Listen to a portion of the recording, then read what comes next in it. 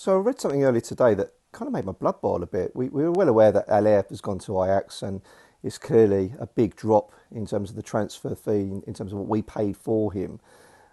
But at the time of the transfer, I was a bit perplexed because I knew he was earning quite a decent wage at West Ham, and I was kind of trying to work out how Ajax were going to sort of pay him and match that salary. And my mind sort of went to Hugo, who went to Norwich, who took a pay cut, and clearly, Allaire said in the press that he was well aware of the interest from Ajax for quite a while. The manager at Ajax is his ex-manager at Utrecht, so they knew each other.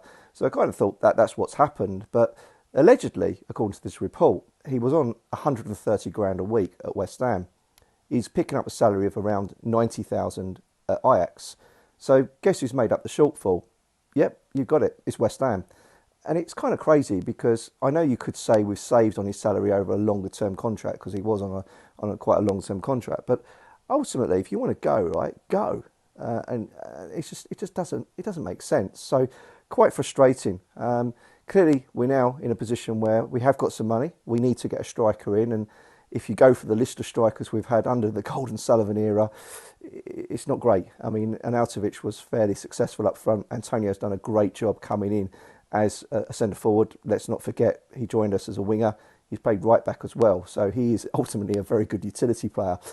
But we need to spend that money wisely.